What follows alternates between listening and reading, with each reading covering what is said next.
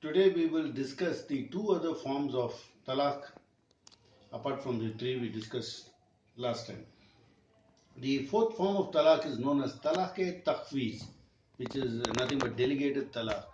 In this system, the husband delegates his right, his power of giving talaq to someone else, maybe his father or his brother, who then can exercise this power on his behalf in his absence. And the ironical part of this talaq-e-takhweez or delegated divorce is that the husband can even delegate the authority to his own wife, so she can divorce herself. So the father or the brother or his best friend can issue a talaq to his wife on his behalf in his absence, even if she is not present. And again, the other conditions as no reason being given holds.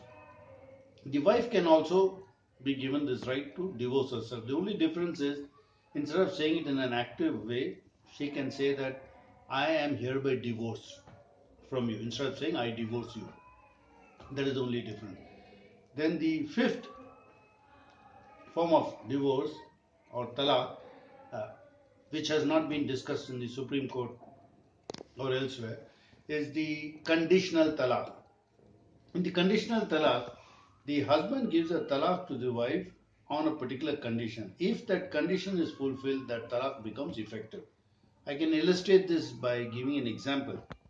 Suppose the wife goes to visit her father's place and the husband says, if you don't return within 3 days, you are thrice divorced. Wife, knowing the condition, returns, starts her journey on the third day. Unfortunately for her, the bus breaks down and she has to change a vehicle and it takes time and she lands up in her husband's house on the fourth morning. Technically, she has missed the deadline and therefore she stands divorced, even if that was not her intention and if it was an event outside her control. The fact that the condition occurred is enough, the divorce becomes irrevocable. This is known as a conditional talaq. So totally we have seen 5 types of talaq, of which only the triple talaq is being debated in the Supreme Court, and the 3 other forms, the talaq-e-ahsan, the talaq-e-hasan, and the talaq-e-takhweez have been discussed in the arguments. But the decision will be taken only for the triple talaq. The fifth one, that is the conditional talaq, has not been discussed, and most Muslims themselves are not aware of this system of divorce. Now we will also look at the other ways of ending a marriage, known as Khula. Khula is a system in which the wife asks for a divorce from the husband. The AIMPLB, the All India Muslim Personal Law Board, keeps saying that Islamic law or Muslim law is the only system which gives the wife the right to issue a divorce. We shall examine their argument and see uh, how right this is. The khula is a system in which the wife asks for a divorce from the husband and she makes an offer, a consideration for him. In other words, she agrees to forego her mahr, part of it, that is the dower, or the entire part of it, so that the husband will agree. If the husband doesn't agree, the khula is not effective. So here again, ultimately the husband holds the key. He has to be literally bribed for him to agree for a khula. So she is virtually purchasing her freedom from him. That is how a khula works, and this the AMPLB never explains. Then we come to another very odious practice called the Nikkah Halala. What is this Nikkah Halala? Nikkah Halala is a system in which, let us take the first divorce, the Talaq-e-Ahsan, the most approved form. Why is it the most approved form? We will examine it. At the end of 3 months, if the mediation fails, the marriage ends. But supposing a husband and wife want to remarry, they can remarry.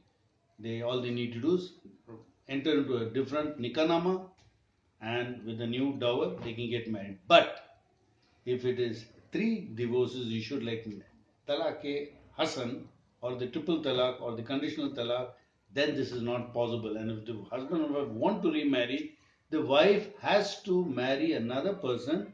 That marriage has to be consummated. Then she has to get a divorce and she has to wait 3 months either period, and only then can she remarry the original husband. This is known as the Nikkah Halala. That is also part of the debate in the Supreme Court, though the Supreme Court has declined to look into it. The Nikkah Halala is another system that is being questioned. Then we have discussed there are other systems of divorce. All these are divorces, Muslim law, which happen outside the ambit of the court. Then we have the zihar, the lian, the mutarakat. All these are various types of divorces which happen outside the court, where both the husband and wife have equal rights, except in the talaq.